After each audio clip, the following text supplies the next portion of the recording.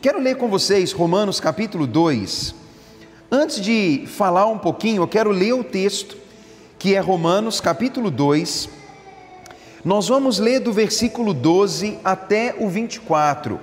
Romanos capítulo 2, do versículo 12 a 24. E a gente vai falar um pouquinho sobre o nosso coração, sobre uma vida correta perante Deus e que também pode ser vista por aqueles que estão em volta de nós. Romanos capítulo 2, o versículo 12, está escrito assim: assim então, todos os que pecaram sem a lei, também sem a lei perecerão, e todos os que com a lei pecaram mediante lei serão julgados, porque os simples ouvintes da lei não são justos diante de Deus, mas os que praticam a lei hão de ser justificados. Quando, pois, os não-judeus que não têm lei procedem por natureza de conformidade com a lei, mesmo não tendo, servem eles de lei para si mesmos. Estes mostram a norma da lei gravada no coração, testemunhando-lhes também a consciência e os pensamentos, acusando ou defendendo-se. No dia em que Deus, por meio de Jesus Cristo, julgar os segredos dos homens de conformidade com o meu Evangelho. Se, porém, tu, que tens por sobrenome judeu, e repousas na lei, e te glorias em Deus, que conheces a sua vontade e aprovas as coisas excelentes, sendo instruído na lei, que estás persuadido de que és guia de cegos, luz dos que se encontram em trevas, instrutor dos ignorantes, mestre de crianças, tendo na lei a forma da sabedoria e da verdade, tu, pois, que ensinas os outros, não te ensinas a ti mesmo? Tu, que pregas que não se deve furtar, furtas? Dizes que não se deve cometer adultério e cometes? Abominas os ídolos e lhe roubas os templos? Tu, que te glorias na lei, desonras a Deus pela transgressão da lei? Pois, como está escrito, o nome de Deus é blasfemado entre as nações por causa de vocês. Essa palavra, meus irmãos, ela convida a uma reflexão sobre como a nossa vida pode e deve ser coerente perante Deus. É interessante, meus irmãos, que todo mundo aqui é religioso, conhece Deus, e está mais que provado que nós conhecemos a lei de Deus e que nós sabemos qual é a vontade dele. Mas já pararam para pensar que nem sempre é porque a gente conhece alguma coisa que a gente vive de forma adequada com o que conhece? O cristão olha para o não cristão e fala assim: ele não conhece a Bíblia como eu conheço, ele não conhece a vontade de Deus como eu conheço.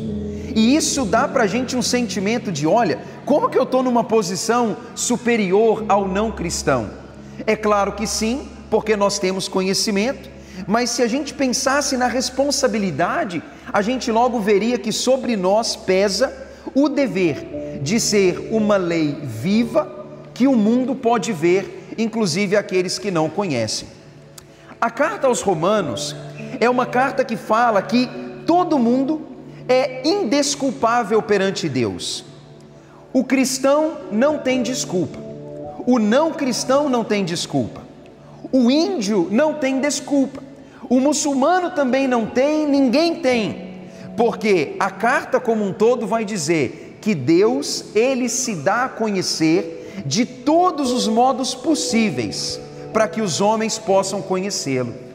O capítulo 1 da carta de Romanos, ele é muito interessante, porque vai falar assim: Deus está chateado com a humanidade, porque Deus, ele quer ser conhecido e ele se dá a conhecer. Mas parece que os homens preferem virar as costas para Deus e fingir que não estão vendo os acenos de Deus para a criação. Paulo vai dizer que Deus, ele se revela pela criação, Deus se revela pela palavra, mas Deus também se revela até mesmo através da consciência do homem, quando dentro do homem há um tipo de lei moral que aponta para Deus. Irmãos, o que quero dizer com isso? Ser um ser humano não é fácil, porque no meio do mundo tem aqueles que não sabem nada de Deus, que a Bíblia geralmente chama de gentio, de não judeu, gente que está em todo lugar, mas não sabe nada de Deus. Mas tem aqueles que são o povo de Deus, e o povo de Deus é um povo privilegiado, que sabe, que conhece, que tem as revelações de Deus, que sabe sobre Ele, mas ao mesmo tempo, meus irmãos, está provado que todo mundo corre um grande perigo de viver fora da vontade de Deus. Alguns por ignorância e outros por desobediência. Se a gente estivesse vivendo nos dias da carta aos Romanos, naquele primeiro século, eu acho que a gente já está vivendo um conflito. E o conflito seria mais ou menos o seguinte: imagina que Roma é o lugar onde é o lugar mais importante do momento, e ali tem gente de todo tipo. Roma tem mais escravos do que pessoas livres, mas ali tem gente de todo lugar, e há muitos judeus no Império Romano. E Paulo escreve uma carta para a comunidade que está em Roma, e ele escreve para dizer o seguinte: olha, Deus, ele tem um evangelho que é o único meio de salvar o homem. Mas aí o judeu, ele pensava assim: bem, eu já sou judeu, você sabia que eu tenho um sobrenome judeu? Que na minha veia corre o sangue que corria em Abraão e Sara, que eu sou o povo eleito e salvo de Deus, porque sou de Abraão. Bem, aí eles pensavam: graças a Deus que eu não sou como as outras pessoas. Tem até mesmo aquela parábola que Jesus conta em Lucas 18, quando ele fala sobre o fariseu, que é o judeu zeloso, e o cobrador de impostos, que ele fala que o fariseu, que é o judeu zeloso e um pouco arrogante da sua família, ele ora falando: oh Deus, obrigado, obrigado porque eu não sou como os outros, obrigado que eu nem sou como ele, obrigado porque eu sou do Senhor. Ele tinha aquele sentimento de: eu sou o povo especial e eu estou em Deus, e obrigado porque eu não sou gentio. Alguns judeus oravam dizendo: obrigado porque não sou escravo, e outros orariam: obrigado porque não sou mulher. Eles tinham aquele senso de arrogância masculina, mas também arrogância de ser israelita, e eles agradecem porque não são como as outras pessoas. Aí imagine, meus irmãos, um judeu, ele pensava: eu já estou garantido, eu já sou de Deus, eu sou o povo que recebeu a revelação pelos profetas, eu sou o povo que recebeu a instrução por Moisés, de nós vêm os patriarcas, o Abraão, o Isaque e o Jacó. Mas Deus manda Paulo escrever para dizer o seguinte: judeu, não é por ser judeu que você está salvo. E ele fala também: não é porque o gentio não conhece que ele também pode ter uma desculpa. Gravem isso, meus irmãos: o judeu não está salvo porque é judeu, e o gentio também não está salvo porque é ignorante, porque as duas coisas acabam acontecendo. O povo escolhido, vamos dizer, por ser israelita, ele pensa que é salvo porque é israelita, e a gente fala: ah, meu pai era Abraão. Ou o que acontece com alguns cristãos: a minha família é de cristãos. Ou o que acontece com gente que tem aquele sentimento assim: a minha igreja é a única igreja verdadeira, e parece que estar dentro daquela igreja, daquela instituição, é que faz com que nós sejamos salvos. Aí logo a gente diz assim: eu estou salvo, eu estou aceito por Deus e garantido, porque ou eu estou na família ou eu estou na instituição certa. Existe esse tipo de arrogância, o que é bastante perigoso. Aí a pergunta é, meus irmãos: um homem é aceito por Deus só porque ele é parente de Abraão? Ou só porque ele é batista? Ou só porque ele é presbiteriano? Ou só porque ele é filho de cristãos muito zelosos? A resposta óbvia é que não. Mas pense no outro lado da história. A gente fala assim: ah, mas tem um povo que mora numa ilha deserta, e eles lá nunca tiveram um missionário. Então, eles têm uma desculpa. Eles podem dizer: eu nunca recebi um pregador, então eu posso usar como desculpa a minha ignorância. Mas isso também não se aplica. O capítulo 1 e 2 da carta aos Romanos usa a palavra indescritível, pelo menos duas, indesculpável, irmãos, a palavra indesculpável, pelo menos duas vezes para dizer que todo homem é indesculpável perante Deus, porque Deus se revela na criação. Então, o moço da ilha deserta, ele pode ter alguma consciência de Deus pelas coisas criadas, mas inclusive aquele que tem mais conhecimento, ele também se torna indesculpável porque sabe. Deus se revela nas coisas criadas, Deus se revela na sua lei, mas Deus inclusive se revela de algum modo naquele senso dentro do coração de cada um de nós de certo e errado. Todo mundo sabe dentro de si que certas coisas são certas ou erradas, mesmo as crianças, mesmo alguém que está longe, mesmo que ninguém nunca tenha falado, dentro da gente dá aquela impressão de que isso que eu fiz não está certo. Geralmente é feito escondido, geralmente daquilo não se fala, ou é algo que, se é um objeto, você vai esconder, porque você lá dentro, mesmo que ninguém nunca falou, você sabe que aquilo está errado, porque dentro do coração do homem tem uma espécie de lei, uma espécie de consciência que defende ou acusa o ser humano. Meus irmãos, todos somos indesculpáveis perante Deus, indesculpáveis no sentido de que Deus é um Deus que se dá a conhecer. Deus é um Deus que dá a conhecer ao homem que há o certo e o errado, que há o que é justo e o que é injusto. Deus não colocou o homem na criação incapaz de saber qual é a sua vontade para o bem das pessoas de um modo geral. A justiça, ela pode ser conhecida. O que é bom para o ser humano pode ser conhecido, mesmo que não profundamente, mas em algum nível por todo mundo. Porque até mesmo o homem que mora no lugar mais distante do mundo, ele tem dentro do coração dele uma lei, que é o que está escrito no versículo 15, que tem no coração uma consciência, um pensamento que acusa e defende. Paulo usa a palavra coração, pensamento, consciência. Ele está falando que dentro do ser humano existe algo que mostra para ele a existência de um certo e errado. Mas aí a grande pergunta é, meus irmãos, Paulo está falando que Deus se dá a conhecer. Paulo está falando que ninguém tem desculpa para falar assim: Deus me aceita porque sou crente, sou de Abraão, ou me aceita porque eu nunca ouvi. Paulo diz, não dá para usar esse argumento. O homem, por mais que não esteja em Deus, ele tem recursos suficientes para ter consciência de Deus, porque Deus se revela de todas as maneiras possíveis para que o homem tenha um conhecimento geral dele. Mas por outro lado, ele até diz que o homem tem conhecimento de certo e errado, de maneira que ele não poderia dizer assim, mas eu não sabia.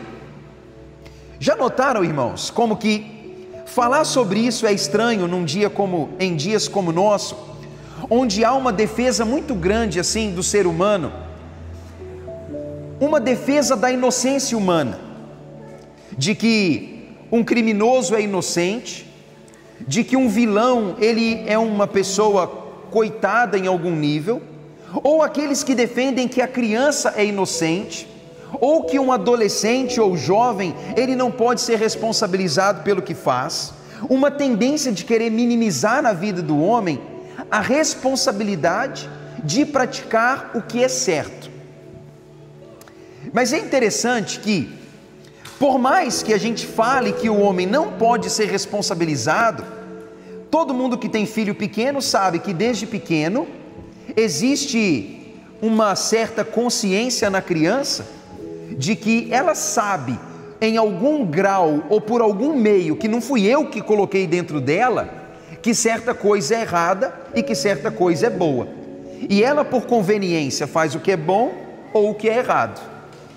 Por outro lado, a sociedade vai dizer que o homem não pode ser responsabilizado por certos atos, mas os homens estão fazendo coisas certas e erradas também por conveniência, e a gente não poderia passar a mão na cabeça de ninguém, porque a gente acaba sofrendo, irmãos, as consequências de viver num mundo injusto. E Paulo chega a dizer o seguinte: o homem pode saber sobre Deus, mas todas as pessoas, elas têm condição de saber que existe alguma justiça. Mas imagine, irmãos, que a justiça que o homem conhece, ela depende de pessoa para pessoa. Paulo diz assim: imagine um não-judeu, e agora vamos pensar de novo como um judeu. Se eu sou judeu de Jerusalém, eu me sinto privilegiado, eu sinto que eu não apenas sou de Abraão, mas eu sinto que eu tenho a lei. E como eu tenho a lei, eu sinto que eu a obedeço. E como sinto que a obedeço, eu sinto que sou bom. E como sinto que sou bom, eu sinto que sou o melhor povo do mundo inteiro. Logo então, todos os outros povos do mundo são completamente bárbaros. Na mente de um judeu era assim: alguém que mora em Roma, ou que mora na Índia, ou que mora na Espanha, é um bárbaro, é um comedor de gente, é alguém que faz o mal para todo mundo. A mentalidade era essa, pensava assim: nossa, é um povo que faz coisas completamente absurdas, porque tinha aquele sentimento de que eu sou um povo bom, porque eu tenho a lei, logo a lei é boa, então só eu posso praticar o bem. Mas e aí que está o problema, irmãos? Paulo diz assim: existe alguém que você considera um bárbaro, um pagão, uma pessoa que odeia Deus e uma pessoa a quem Deus odeia, mas você sabia que ele pode praticar algum bem? E é evidente, irmãos, certamente até a pior pessoa do mundo pratica alguma coisa boa para alguém, pelo menos. Não há ser humano que não faça algum bem social, que não seja para a mãe, para o pai, para o filho ou para si próprio. O homem faz algum bem. Aí Paulo diz: quando um homem que não sabe sobre Deus faz uma coisa boa, ele demonstra que ele tem uma consciência, e que essa consciência que ele tem dentro dele faz com que ele pratique coisas boas, ou que o acuse quando faz o que é errado. Se você fosse um judeu, você ia falar: isso é absurdo, é um absurdo, ele não sabe os 10 mandamentos, ele não tem as 613 regras da lei mosaica, ele não sabe, ele não pode, ele é um bárbaro, ele não pode fazer o que é bom. Bem, Paulo diz, ele pode praticar alguma justiça sim, mas ele fala: mas agora vamos pensar sobre você, judeu, que tem Abraão, que tem Moisés, que tem a lei. Você tem toda a vontade de Deus sobre certo e errado bem clara. Você tem não faça para cada dia do ano, 365 mandamentos da forma não, 248 da forma faça. Um judeu saberia claramente o que não fazer e o que fazer. E quando alguém tem uma lista do não faz e faz, eu posso marcar todo dia lá algum X e falar: opa, hoje eu dei uma esmola, opa, hoje eu fiz 3 orações, hoje eu não murmurei. E aí no final das contas você olha e fala: olha, botei um xizinho em muita coisa, logo sou bom. Muitos religiosos pensavam e ainda hoje pensam assim, porque eles olham as suas obras de justiça e dizem: eu sou bom. Mas Paulo escreve na carta aos Romanos com a seguinte finalidade: nenhum ser humano é bom por aquilo que faz. Nenhum ser humano receberá no final da sua lista de não faça e faça uma resposta dada por Deus assim: ótimo, bom, excelente. Deus não vai chegar no final dos nossos esforços de ações e vai dizer assim: parabéns, você de fato é bom.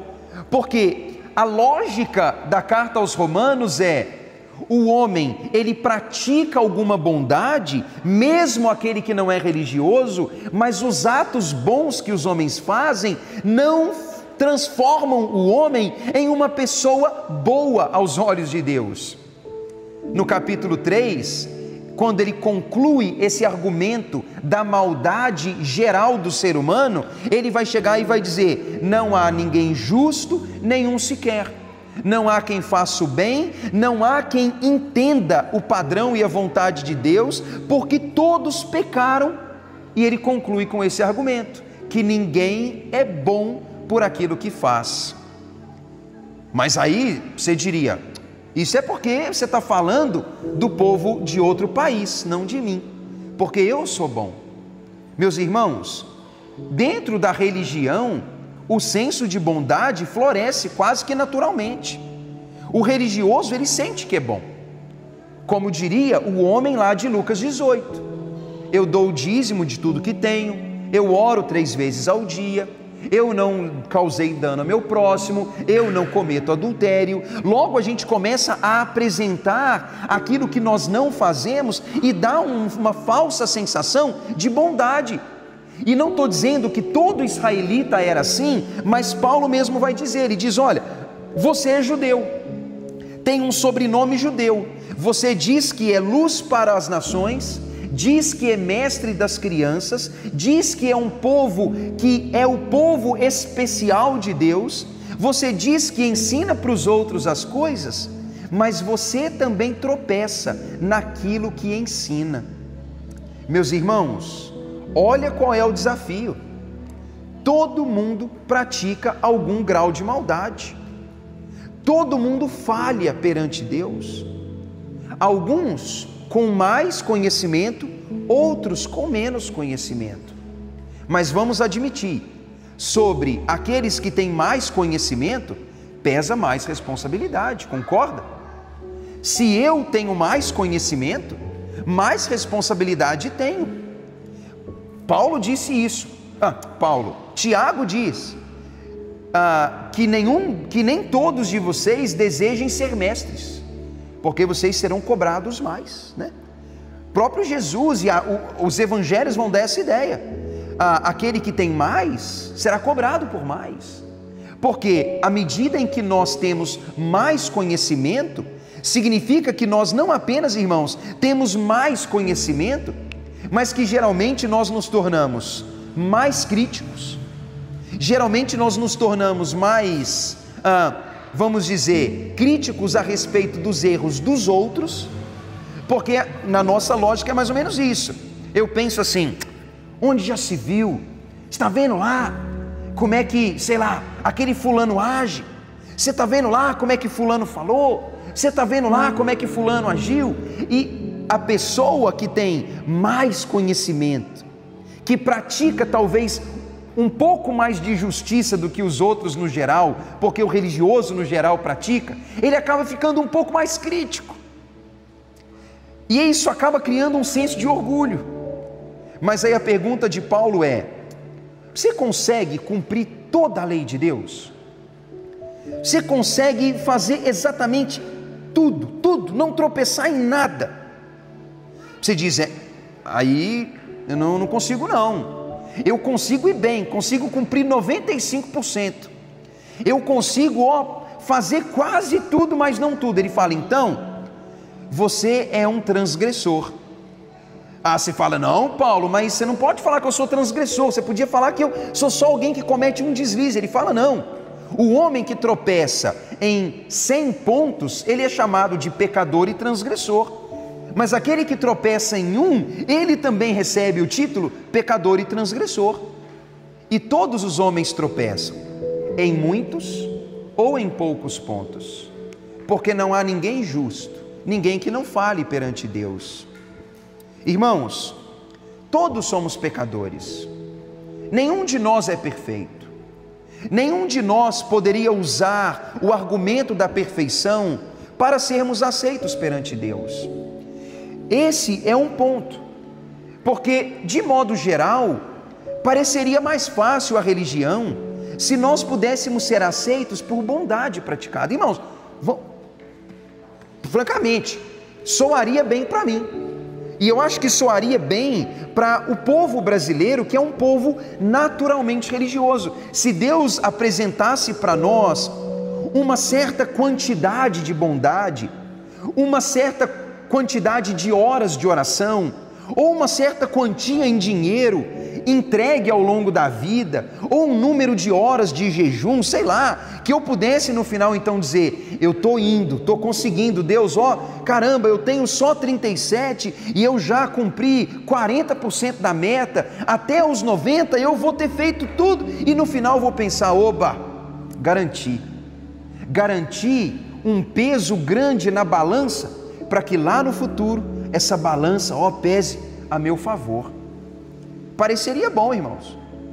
E é por isso que muitas das religiões do mundo, ou a maioria dos religiosos do mundo, vivem com um pensamento centrado em obras, em ações, em merecimento, em atos de justiça praticados. É por isso que da boca da maioria das pessoas sai aquela hipótese de que no futuro o homem será salvo pelo bem que praticou.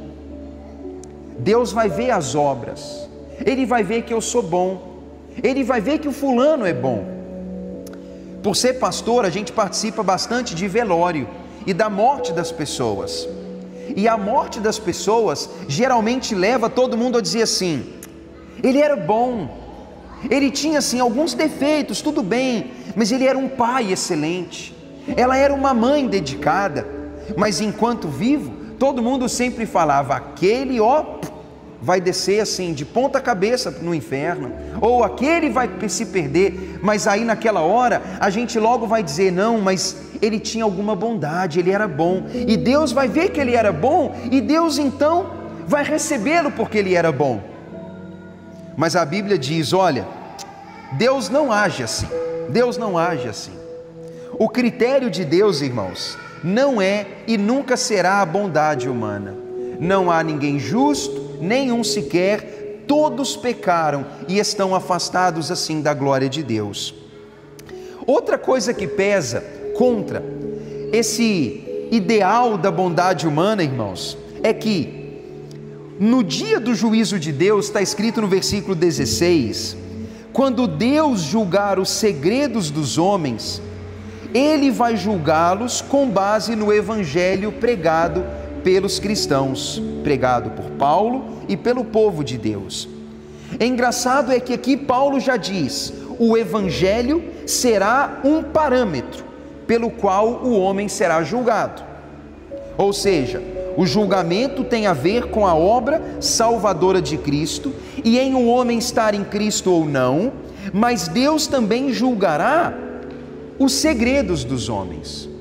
É engraçado que quando eu penso nisso, isso já começa a quebrar um pouquinho aquele sentimento de que o que eu fiz vai ser muito a meu favor, porque a gente começa a perceber que se Deus julgar os meus segredos, eu já começo a me sentir desconfortável. Se Deus julgasse as minhas obras de justiça, elas são obras públicas, e sendo públicas, elas geralmente são boas. Mas as obras secretas, os pensamentos, as vontades, isso já deixa a gente mais desconfortável. Por quê? Aí já não tem como esconder nada de Deus. Não tem como esconder de Deus que quando eu dei aquela esmola, eu não queria dar, e que eu dei com má intenção, né?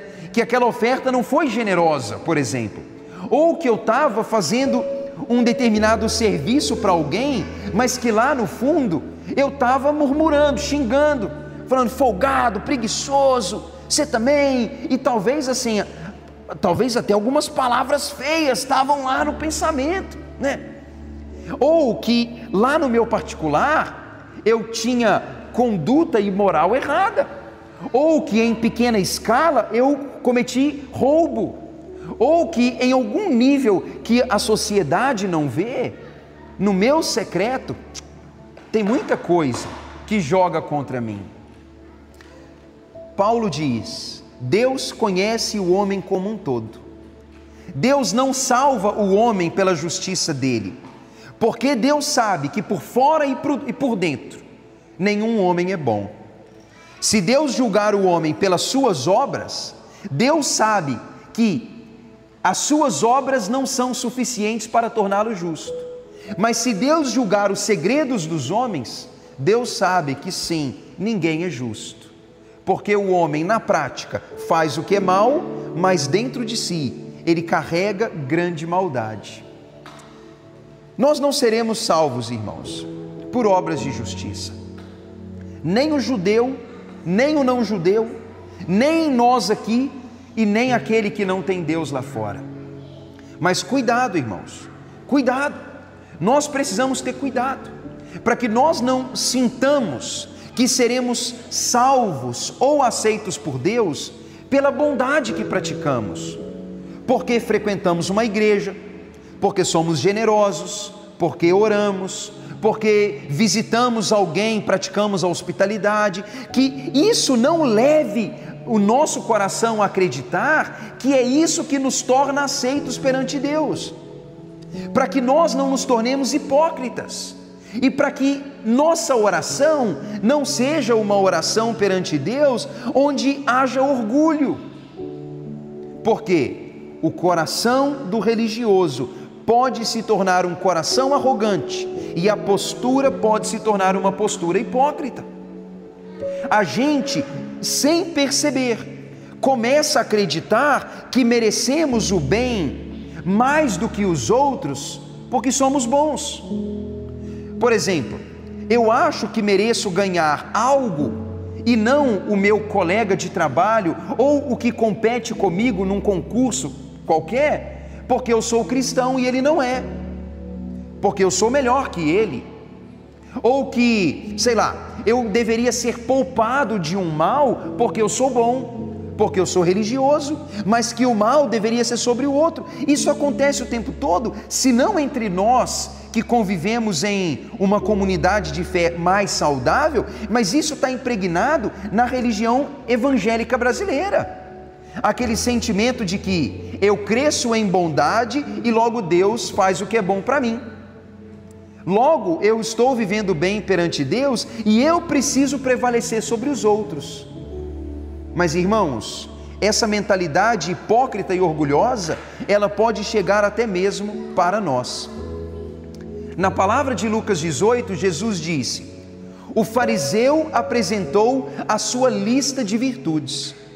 Humanamente falando, ele seria escolhido e não o publicano. Mas perante Deus, a oração aceita foi a oração humilde do que não tinha nada para apresentar. O publicano não tinha o que dizer, mas ele disse: Deus, tenha misericórdia de mim, porque sou pecador. Ele desceu justificado para casa, mas o homem que praticava obras justas, por arrogância, ele não foi justificado. Deixe, irmãos, eu só dizer em frases um pouco mais claras o que eu falei aqui um pouquinho. Todo homem é indesculpável perante Deus, porque Deus se dá a conhecer. Deus é um Deus que se dá a conhecer. Deus pode ser conhecido.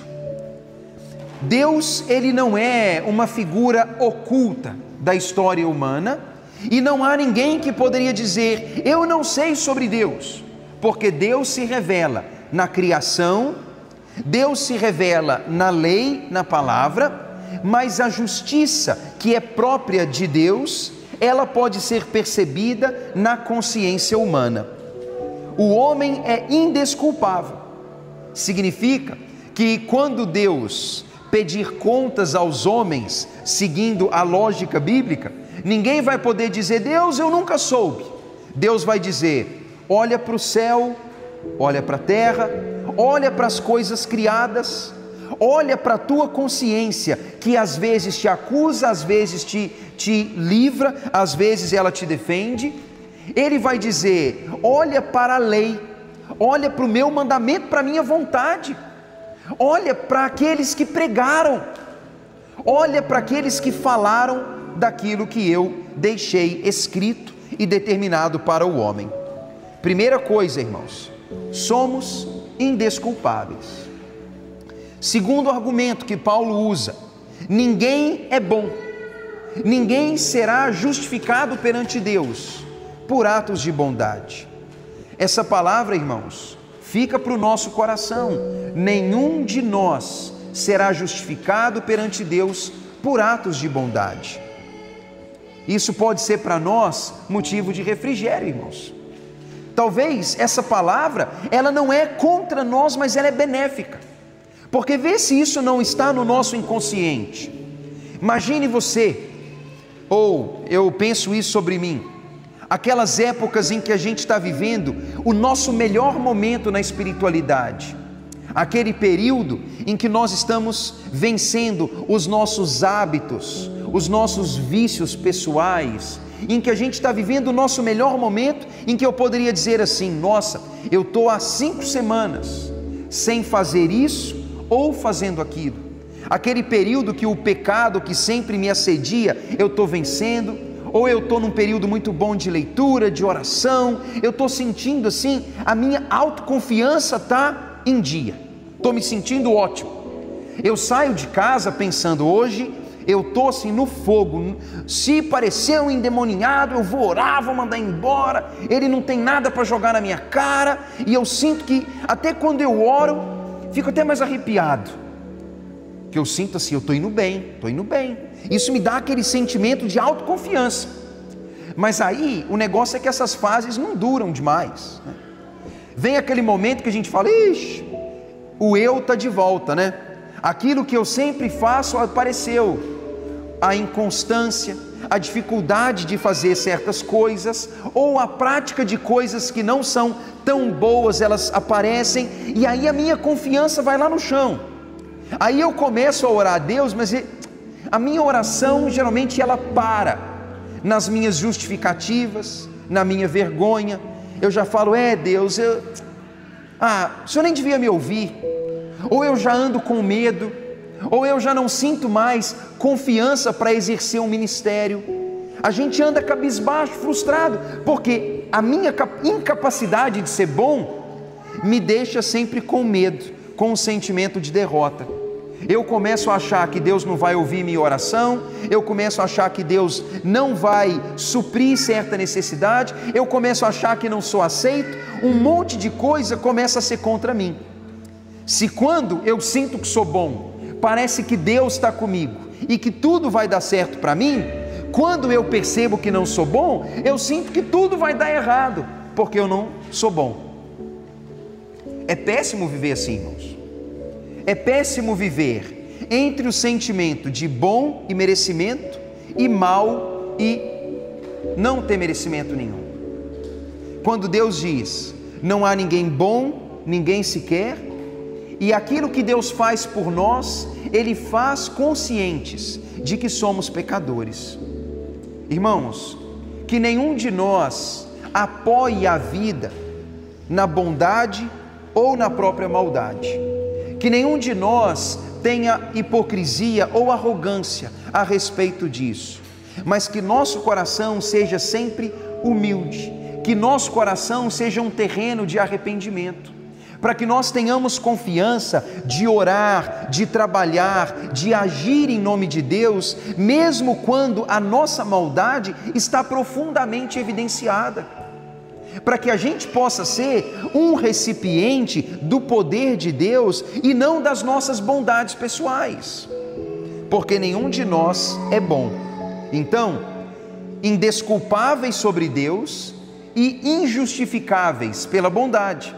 Mas por outro lado, irmãos, a gente precisa terminar dizendo, se nós somos os conhecedores, se nós somos o povo de Deus, o povo que é luz para o mundo, mestre para as nações, se nós somos os instrutores das crianças, se nós temos uma vida formada na sabedoria de Deus, nós não podemos ser motivo de escândalo para as nações.